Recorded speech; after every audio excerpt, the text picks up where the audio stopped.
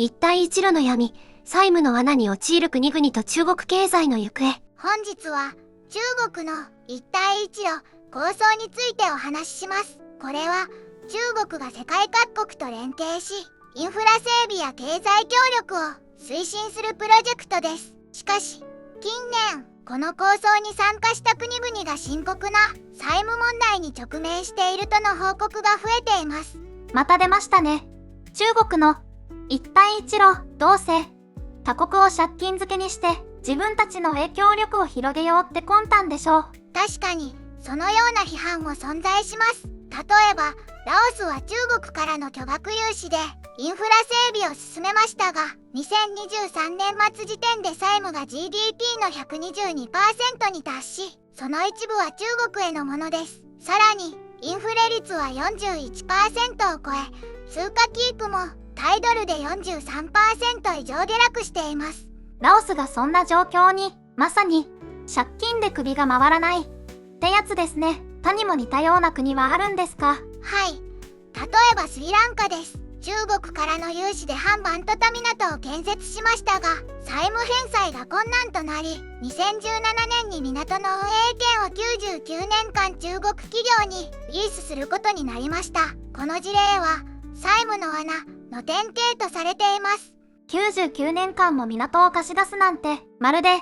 現代の植民地化ですね。中国は他国の主権なんてお構いなしなんでしょうか？そのような見方もあります。さらに2023年10月に開催された第3回一帯一路国際協力フォーラムでは150以上の国、地域の代表が参加し、経済協力の進化や投資の拡大が議論されました。しかし、これらのプロジェクトが本当に参加国の利益になっているのか疑問の声も上がっています。150以上の国が参加、数だけは多いですね。でも、その実態はどうなんでしょう。中国のデータなんて信用できませんし。確かに、中国の公式発表には疑問を持つ声もあります。例えば、2024年3月時点で、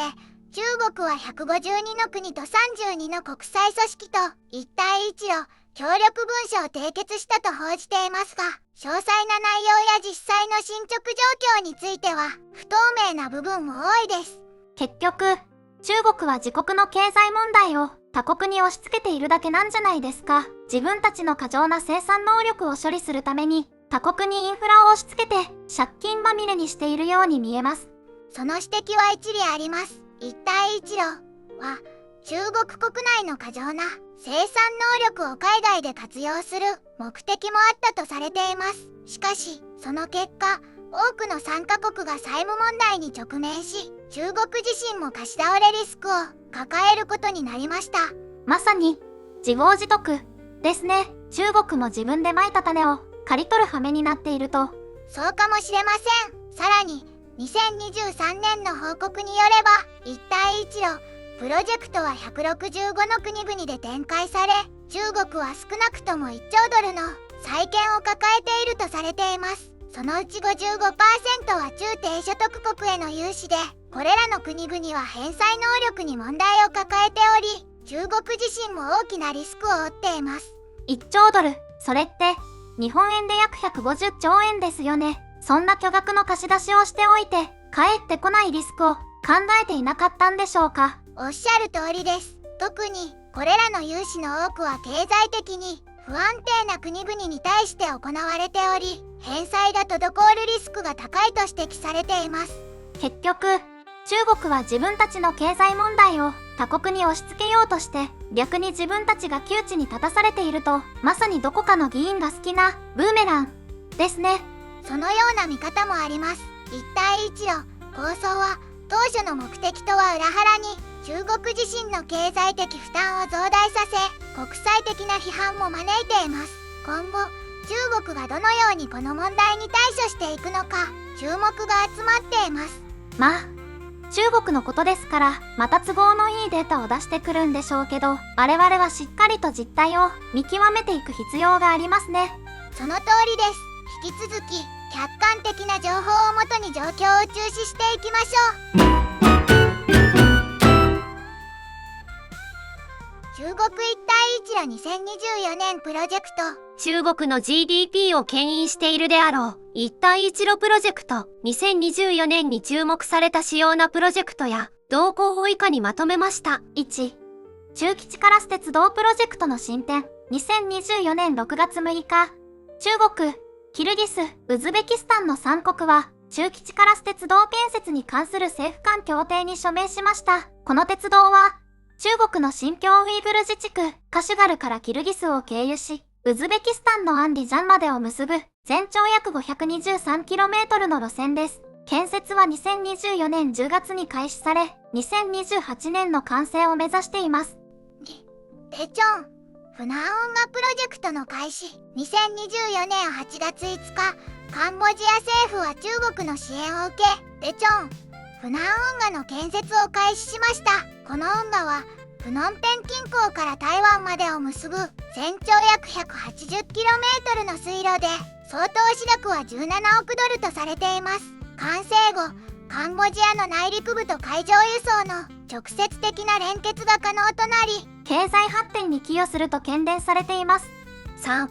アフリカにおけるインフラ投資と米国の対抗措置。2024年12月、米国のバイデン大統領はアンゴラを訪問し、1000km 以上の鉄道建設に関する合意を締結しました。これは、中国の一帯一路構想によるアフリカでの影響力拡大に対抗する動きとして注目されています。4、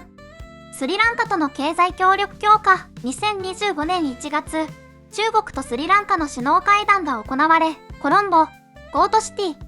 プロジェクト、ヤハンバントタ港などの一帯一路関連プロジェクトの推進が確認されました。また、中国はスリランカの債務再編や通貨スワップ協定の更新を通じて同国の経済支援を強化しています。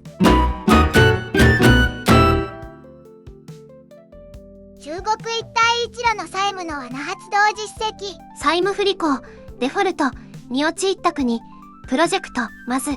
スリランカにおける反バントタ港の開発は、一帯一路プロジェクトの代表的な例の一つです。中国から約13億ドルの融資を受けて建設されましたが、スリランカ政府は返済が困難となりました。その結果、2017年に同港の運営権を99年間にわたって中国に譲渡することを決定しました。スリランカの財政状況は悪化の一途をたどり、外貨準備の逼迫により2022年には国家全体がデフォルトを宣言する事態となりました。ザンビアでは、キトへ、ルサカ高速道路を含むインフラ整備のために約60億ドルの融資を受けましたが、経済状況の悪化により2020年にアフリカで初めてのデフォルトを宣言しました。この結果、中国を含む債権国との間で債務再編交渉が行われています。また、ザンビア政府は財政負担の大きい一部の中国主導プロジェクトを凍結する決断を下しました。パキスタンでは、中国パキスタン経済回廊 CPEC の開発に約620億ドルの融資が行われました。しかし、パキスタンの外貨準備が急速に減少し、2023年以降は中国との債務再編交渉を進めざるを得ない状況となっています。その影響で、一部のインフラプロジェクトは縮小または停止される事態となりました。モルディブにおいては、橋や港湾、空港の開発プロジェクトに約15億ドルの融資が行われました。この金額はモルディブの GDP の約 30% に相当し、大きな負担となっています。2024年には新政権が発足し、中国との債務再交渉を表明しました。IMF も支援を検討しており、債務問題の解決に向けた動きが進められています。ラオスでは、中国と共同で建設した中国、ラオス鉄道に60億ドルが投じられました。しかし、ラオスの政府債務は GDP の 60% を超えており、返済能力に対する懸念が広がっています。鉄道の運営収益だけでは十分な資金を確保することが難しく、ラオス経済の持続可能性に疑問が持たれています。モザンビークでは、道路や港湾のインフラ整備に20億ドル以上の融資が行われましたが、経済成長の鈍化により債務負担が急増し、返済遅延が発生しました。その結果、モザンビーク政府は中国と債務交渉を進めることとなりました。債務不履行のリスクが高い国、プロジェクト、エチオピアでは、アディスアベバ、ジブチ鉄道の建設に約40億ドルの資金が投じられました。しかし、鉄道運営の収益が予測を下回ったため、2024年に中国へ債務再編を要請しました。収益性の低さとエチオピア経済の厳しい状況を考慮すると、今後デフォルトに陥る可能性も指摘されています。ケニアでは、モンバサ、ナイロビ標準機鉄道 SGR の建設に50億ドル以上が投資されました。しかし、この鉄道の利用率は当初の想定を大きく下回っており、収益が返済計画に達していないため、中国との債務再編協議が2024年に進行中です。収益性の低さから、政府は追加的な支援策を模索しています。アンゴラでは、